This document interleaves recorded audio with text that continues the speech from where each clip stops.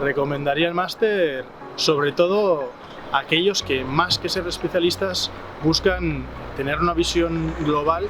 de las nuevas tecnologías que vienen con la industria 4.0. Entendía que el máster me iba a aportar una formación más académica de